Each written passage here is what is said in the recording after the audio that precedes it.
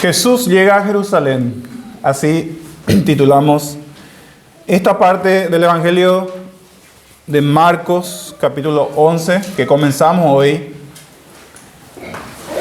Y van a ser los 7 últimos días de la vida de Jesús en la tierra. Y también su ministerio terrenal. Así que les pedimos mucha atención, mucha concentración, que el Señor nos ayude en la exposición.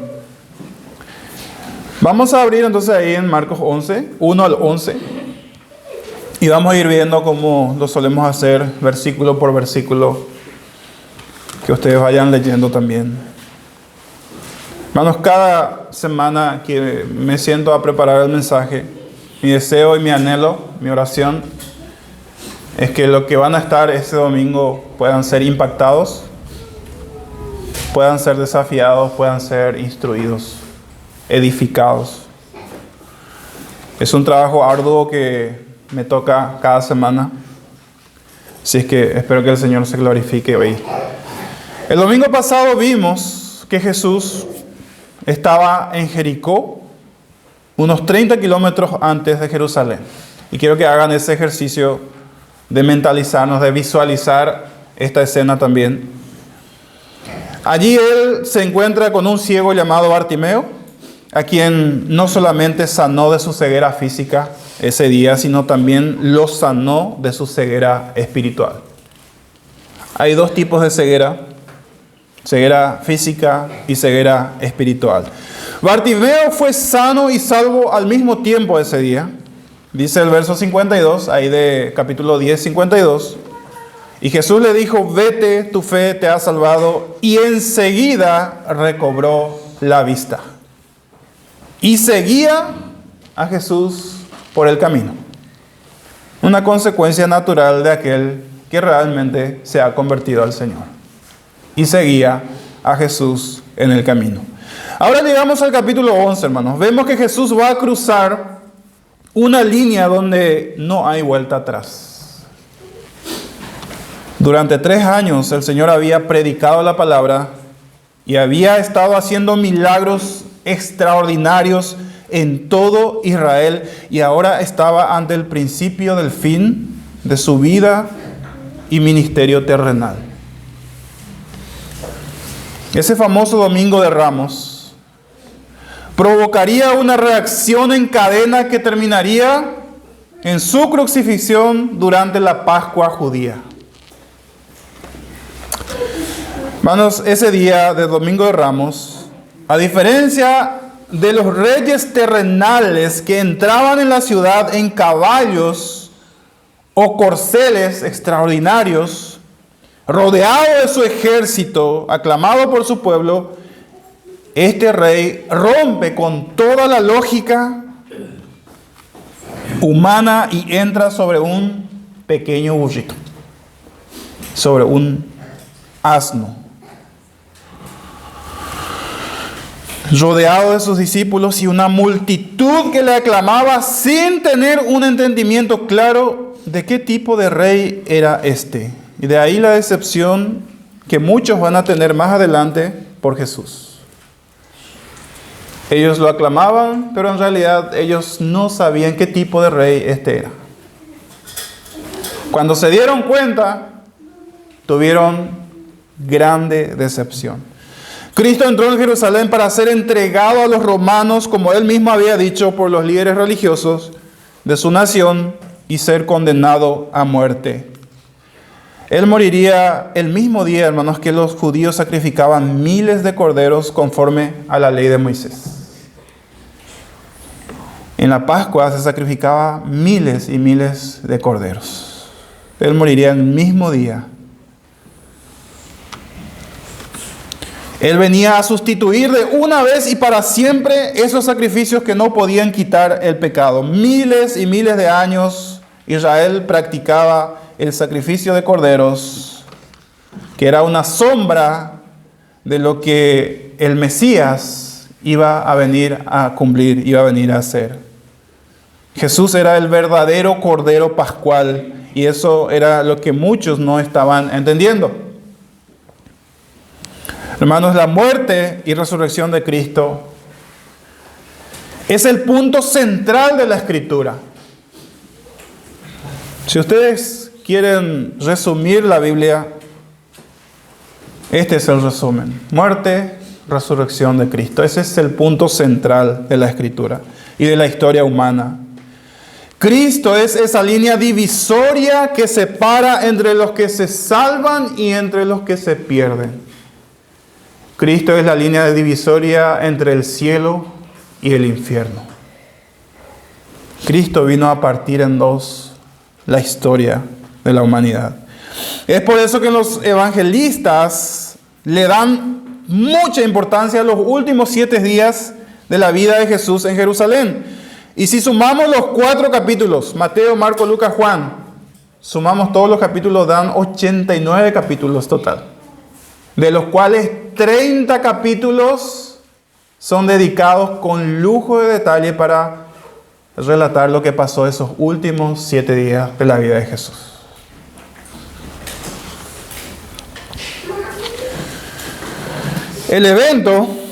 Este evento se ha conocido históricamente como la entrada triunfal. Ahí ustedes tienen en su Biblia el título.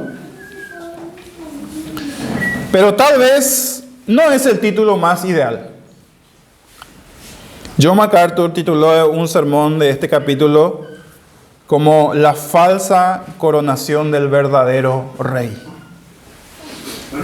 La falsa coronación del verdadero rey. Porque la mayoría de las personas que le aclamaban ese domingo de Ramos no tenían ni idea de qué tipo de rey era este Jesús.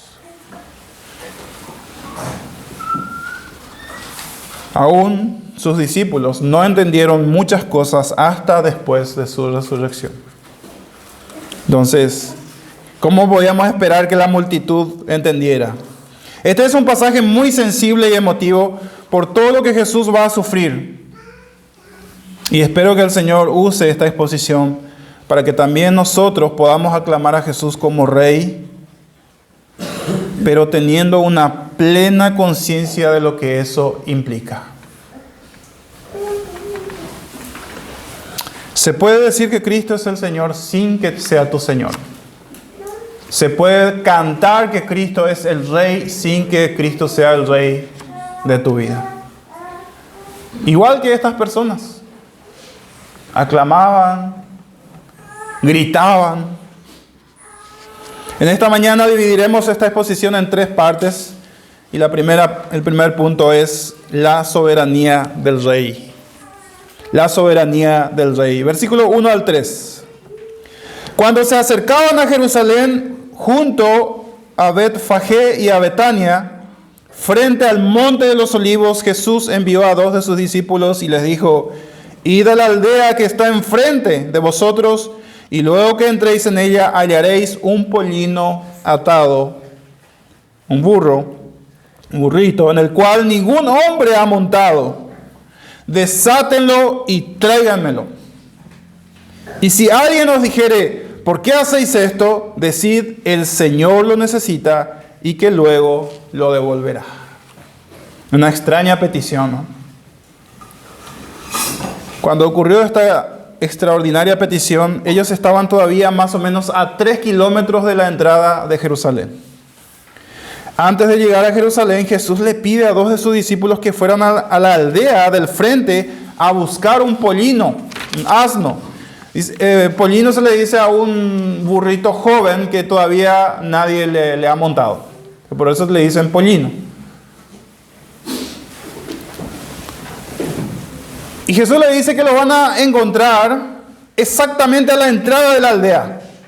Dice: desátenlo y tráiganmelo. Y que si alguien pregunta ¿por qué están haciendo eso?, le digan: el Señor lo necesita. Hermanos, ¿cómo es que Jesús sabía todo esto? Si Él no fuera Dios. Acá vemos su soberanía y su omnisciencia en su esplendor. Él era y Él es Dios.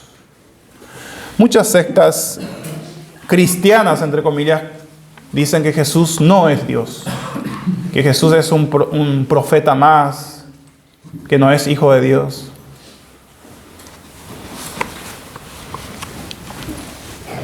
¿Cómo el que sabía eso? Claro que si fuera en esta época, podríamos decir que Jesús hizo una llamada a Jerusalén, ¿no? Al amigo, para que ordenaran todo, para que le dejen preparado el bullito ahí enfrente, ahí donde él dijo que tenía que estar. Pero no.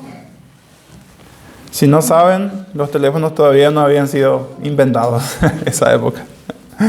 Era imposible que Jesús supiera todo esto a menos que tuviera un conocimiento sobrenatural. Él es Dios, hermanos. Él sabe todas las cosas. Él sabe dónde está cada bullo del planeta. Si sabe eso, sabe todo. No hay absolutamente nada fuera de su conocimiento y su control. Y así es que quiero presentar siempre a Jesús. Un Jesús soberano, un Jesús todopoderoso, no un Jesús débil. Ese es el Jesús de la Biblia, un Jesús soberano. Ahora, imaginen el impacto que habrá producido esta petición a sus discípulos. Encontramos el burro exactamente donde nos dijo, seguramente, decían entre sí. ¿Cómo el que sabía? Con esto el Señor les estaba diciendo que Él estaba en el control total sobre todos los eventos dramáticos que se avecinaban sobre ellos. Nosotros leemos los evangelios y sabemos que cuando Jesús entra en Jerusalén, sabemos todo lo que Él va a pasar. Pero ellos en ese momento no sabían. Los discípulos no sabían, no tenían ni idea de lo que se estaba avecinando. Una revolución total dentro de Jerusalén. Una revuelta total en Jerusalén que va a terminar con la muerte de Jesús. Entonces entendemos que Jesús hizo esto para probarle a sus discípulos, para decirle a sus discípulos, miren, yo tengo bajo control todo. Y todo lo que va a pasar, yo tengo bajo control. Él quería que ellos sepan que su muerte en la cruz no sería un accidente. No sería una casualidad, sino algo planificado, hermanos, incluso antes de la fundación del mundo. Esto ya estaba escrito. Dios estaba al mando. El gobierno romano y los líderes religiosos, sin saberlo, estaban cumpliendo el plan soberano de Dios para salvar a muchos pecadores de la condenación eterna. Él no fue forzado. Él se entregó voluntariamente por ti y por mí para salvarnos. Juan 10, en el capítulo 10, unos versículos más abajo, dice que Él dijo, nadie me quita la vida. Yo lo entrego. Yo lo entrego y yo lo vuelvo a tomar. Por otro lado, esa fue una petición incómoda para los discípulos. Imagina llegar a un lugar o que alguien te diga, vas a ir a tal parte, vas a encontrar un auto con la puerta abierta, con la llave puesta, tráeme. Tenés que estar muy seguro del que te pidió para obedecer sin cuestionar. Porque eso fue lo que hicieron ellos. Ellos hicieron exactamente lo que Jesús le dijo sin cuestionar. Nosotros que somos cristianos, vamos a decir, no, pero ese es un robo, es un secuestro.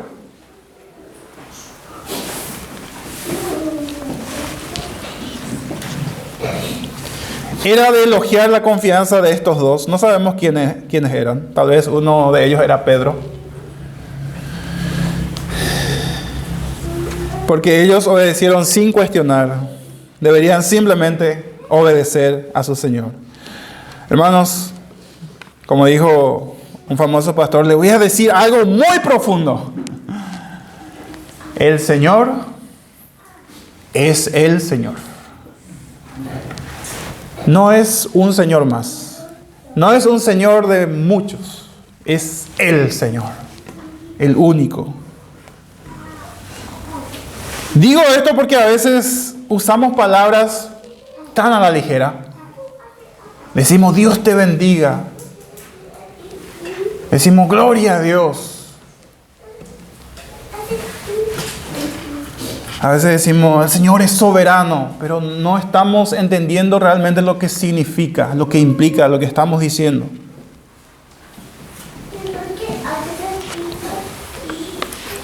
Si creemos que Cristo Jesús es el Señor, hermanos, que es el Señor, deberíamos obedecer órdenes aunque parezca un sinsentido. Porque esto era para ellos probablemente un sinsentido. ¿Cómo es que esto puede ocurrir así como él? Y al final ocurrió exactamente así como él dijo. Lo van a encontrar ahí, pídanlo. Alguien les va a preguntar por qué hacen eso. Ustedes le van a responder, el Señor lo necesita, y esa respuesta va a ser suficiente para esa persona. La pregunta es, ¿por qué Jesús no entró caminando como tantas veces lo hizo? ¿Por qué sobre un burro? Bueno, en una ocasión dijo él a sus discípulos, a la verdad el Hijo del Hombre se conduce según está escrito de él. Jesús dice, yo hago todo lo que ya está planificado. Ya hay un plan, ya hay todo escrito. Lo que yo estoy haciendo es caminar solamente sobre esa línea.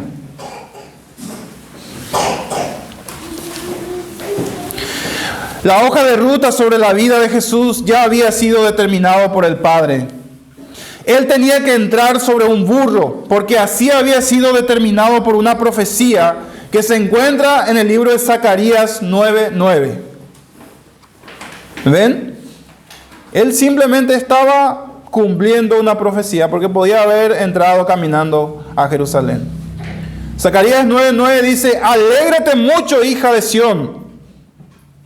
Da voces de júbilo, hija de Jerusalén. He aquí tu rey vendrá a ti, justo y salvador, humilde y cabalgando sobre un asno, sobre un pollino, hijo de asna.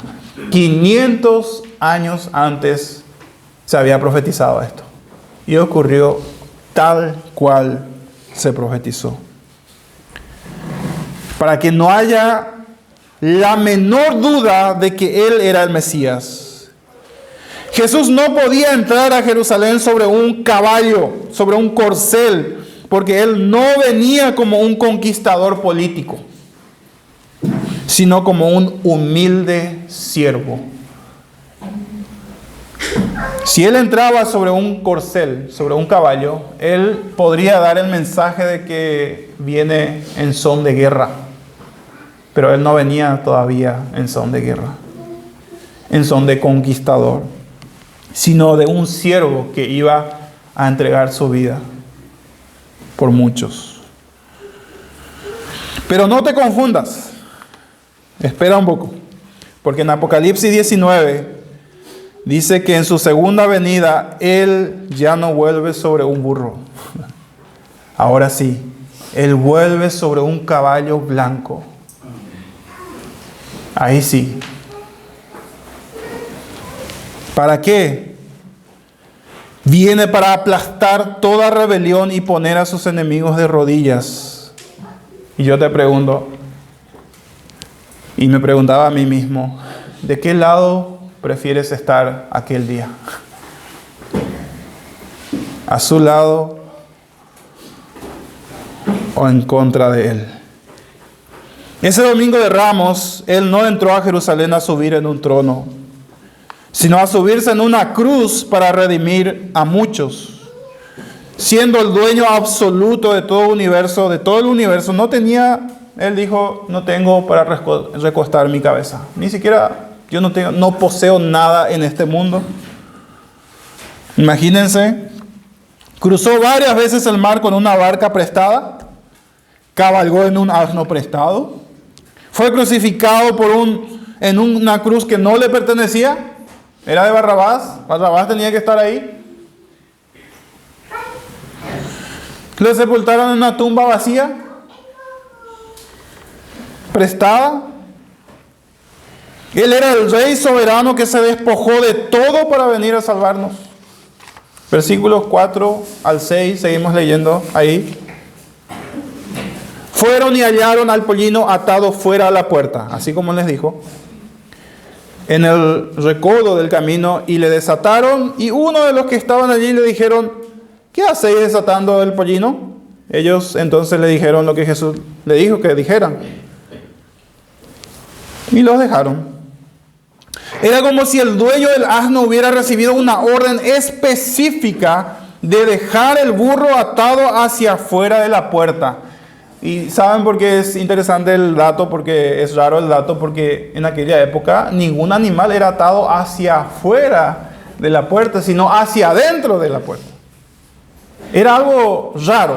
Es como que ese dueño fue condicionado o Dios le habló en sueño, no sé. No dice, ¿verdad? Pero él sabía que él tenía que dejar ese animal ahí hacia afuera.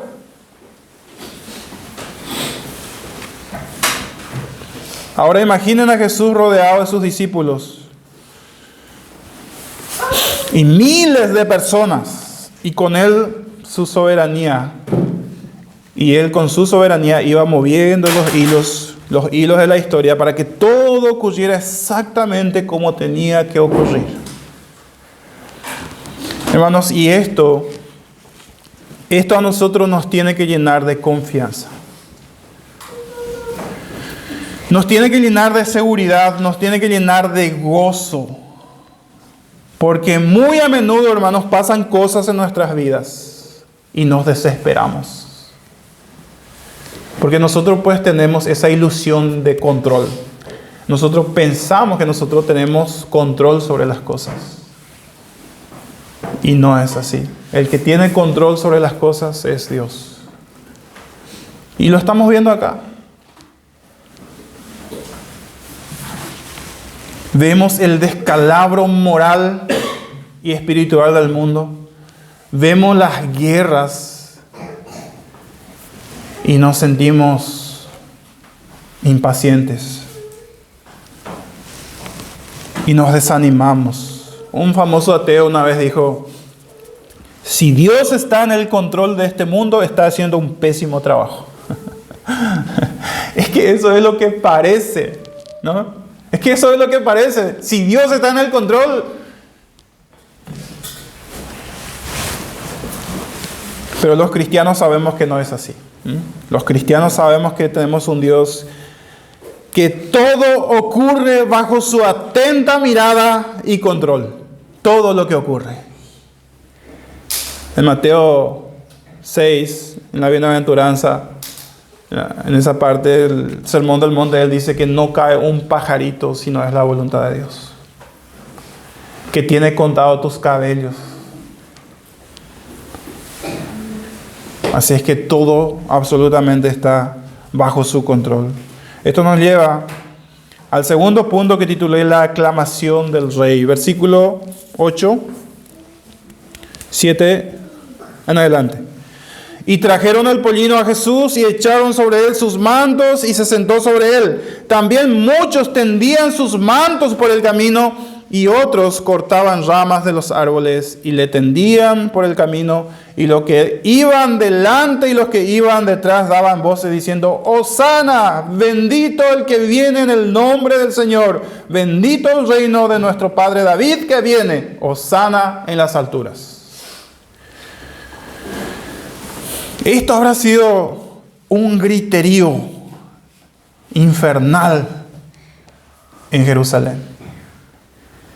Porque durante la Pascua la población se triplicaba hasta alcanzar 2 millones más o menos de personas. ¿Por qué tanta persona? Porque los peregrinos que venían de todas partes para la Pascua se juntaban todos en Jerusalén. Así que imaginen la escena. Jesús fue recibido ese día por miles y miles. Unos que iban por delante, otros por detrás, gritando: Hosana, bendito el que viene en el nombre del Señor. Muchas de estas personas habían presenciado muchos milagros de Jesús. De ahí la alegría de toda esa multitud. Tanto tiempo habían escuchado que el Mesías viene a salvar a Israel. Y ese día se estaba cumpliendo.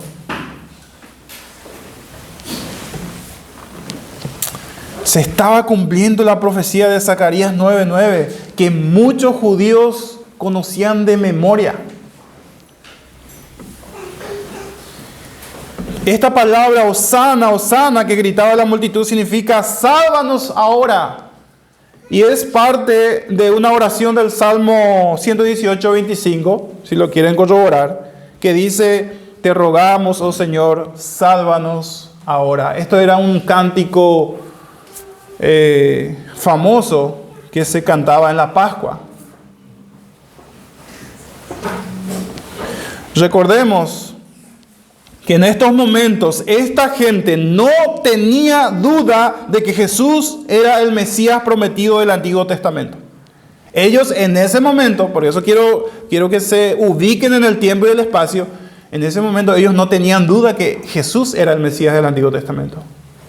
En ese momento. Tenía el apoyo popular y si él quería podía hacer un golpe de estado ahí. Podía tomar Jerusalén y expulsar a los romanos. Porque tenía el apoyo. Miles de personas. Tal vez no iba a ser ningún problema tomar Jerusalén ese día. Sin embargo, muchos de esos eufóricos seguidores estarían pidiendo ¿qué cosa más adelante? Su crucifixión. ¿Qué pasó? ¿Qué pasó? La pregunta es ¿por qué? ¿Saben por qué? Porque se dieron cuenta que él no era el tipo de Mesías socialista que ellos estaban esperando. Así como en nuestra época, siempre esperamos a alguien que nos venga a salvar, un presidente que venga a cambiar la nación.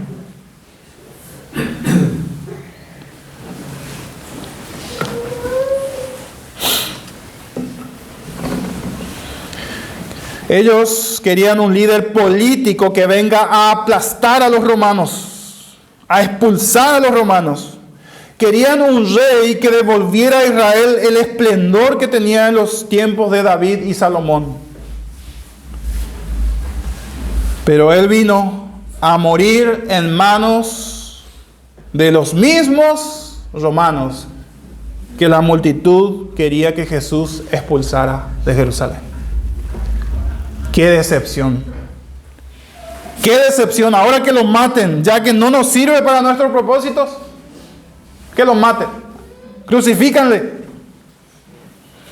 Porque Cristo, en vez de venir a atacar a los romanos, ¿qué atacó? Señaló el corazón de cada uno de los judíos. Señaló la religión vacía de ellos.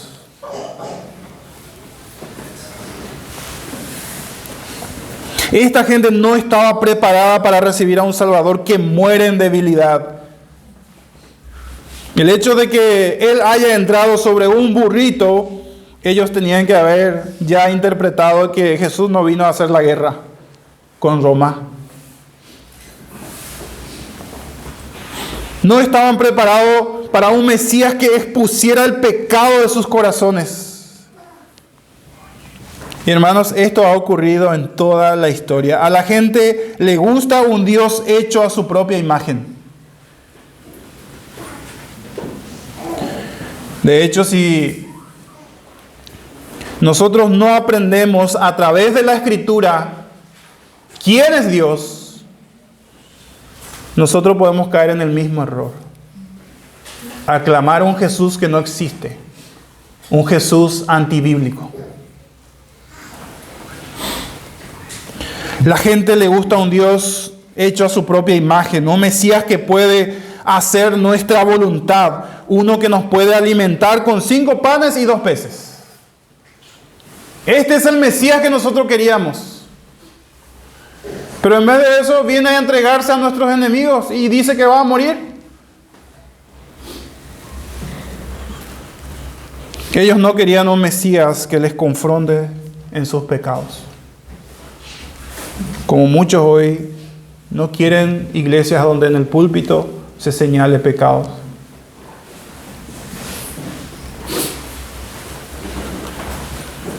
No querían un Mesías que les llame al arrepentimiento. Así que esta multitud había aclamado al verdadero Rey y Mesías, pero lo estaban haciendo con la motivación equivocada. Una imagen exacta, hermanos, escuchen bien, de lo que está pasando en muchísimas iglesias evangélicas, donde se predica un Jesús domesticado, un Jesús domado, que cumple el anhelo de nuestros corazones egoístas, que tiene que venir a solucionar el problema de mi matrimonio, mi economía. Miles de personas van a esas iglesias a cantar y a aclamar a Jesús con lágrimas en sus ojos, con mucho entusiasmo, aplaudiendo. Pero ese Jesús no existe más que en la imaginación de ellos.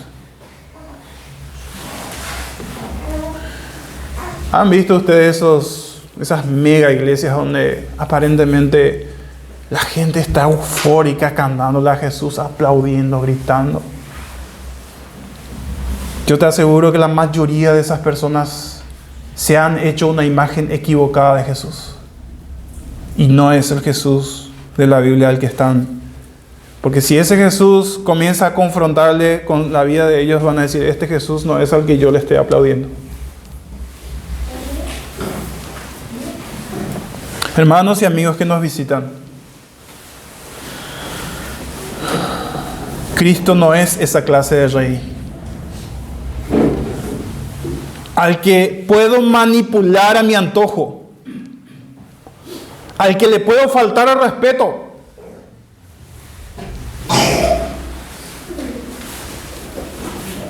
al que no le importa si me congrego o no me congrego, si oro o no oro. Total, por gracia, Él perdona. No, Él es el Señor. Él es el Rey de Reyes, Señor de Señores, que vino en debilidad, sí, para pagar tu deuda y mi deuda en la cruz. Para que cambiemos de dueño, un dueño que nos esclavizaba y nos dirigía directo al infierno, como es el pecado, a un dueño amante, dócil y perdonador, como es Él. Ese día, aunque la multitud lo aclamaba, muy pocos estaban dispuestos a ceder sus voluntades a ese Rey. En apariencia parecía que lo amaban de todo corazón, porque si vamos en un túnel del tiempo y llegamos en ese mismo día, en la misma fecha que Jesús entra a Jerusalén, nosotros podíamos decir, wow, pero la gente cómo le ama a Jesús. Wow, qué recibimiento. Pero sabemos nosotros por los evangelios que la motivación de ellos era totalmente equivocada por lo que iba a pasar más adelante. Al final les entregó gritando, crucifiquen a Jesús. Y esto nos lleva a nuestra última escena titulada La mirada triste del Rey. Versículo 11. Y entró en Jerusalén. Y escuchen lo que dice, y en el templo. Y habiendo mirado alrededor todas las cosas, como ya anochecía, se fue a Betania con los 12. Parece un versículo como para completar acá. ¿Qué hizo él? Habiendo mirado alrededor todas las cosas en el templo que simbolizaba la presencia de Dios. Había personas comerciando dentro del templo. El templo que él había dicho que esta casa será llamada casa de oración.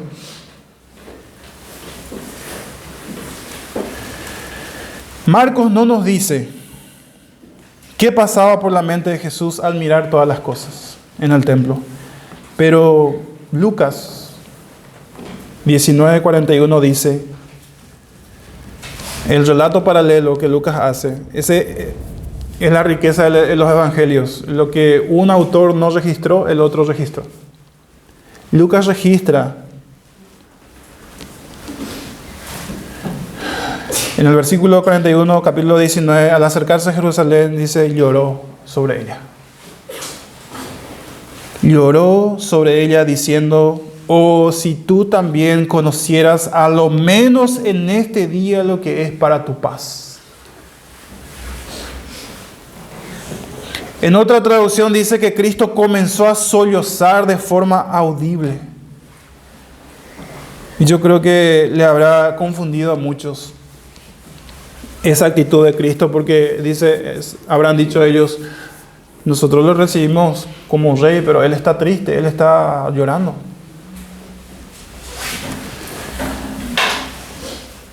Lloró por la incredulidad de esa gente.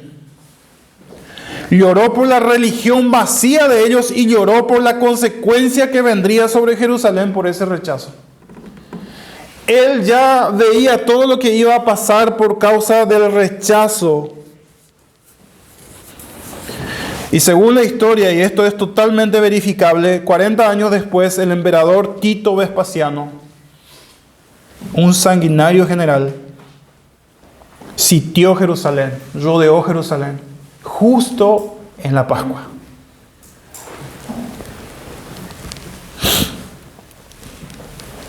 Cuando estaba lleno de peregrinos,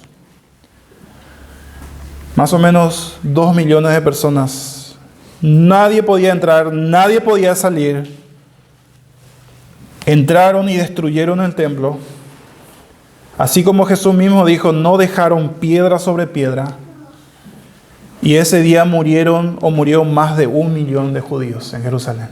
Fue una masacre horrible. Jesús había profetizado esto. Déjenme decirles que no es buena idea rechazar a este rey.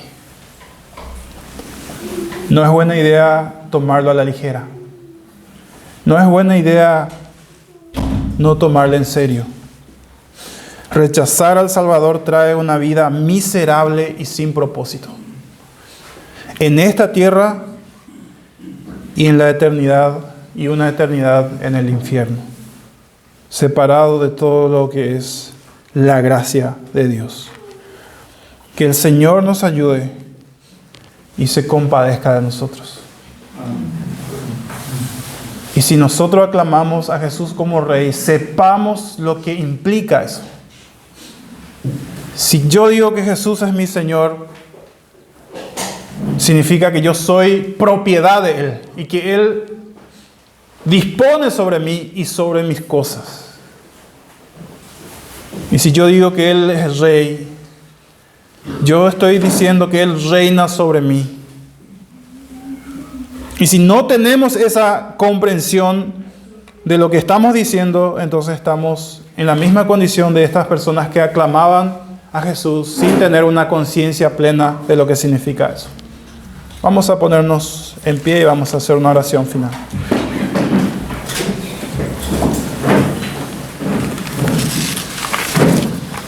Agacha tu cabeza y vamos a orar. Dios nuestro Padre, queremos digerir, queremos entender lo que hemos escuchado. No queremos caer, Señor, en la equivocación o en la motivación que cayeron estas miles de personas que aquel día de Domingo de Ramos te recibió como Rey, pero al final no estuvieron dispuestos a ceder sus voluntades a lo que tú venías a hacer. Señor, en esta mañana queremos llamarte el Señor. Queremos aclamarte como el Rey de nuestras vidas, pero queremos entender qué implica eso. Queremos entender que eso implica una entrega radical. Que eso implica una entrega voluntaria del control sobre nuestras vidas, Señor. Te damos gracias por este día. Gracias, Señor, por mis hermanos que se han hecho presentes. Y te ruego, Señor, sigas hablando en nuestros corazones a través de este mensaje durante la semana. Te lo pedimos en el nombre de Cristo Jesús, nuestro Señor. Amén. Y amén.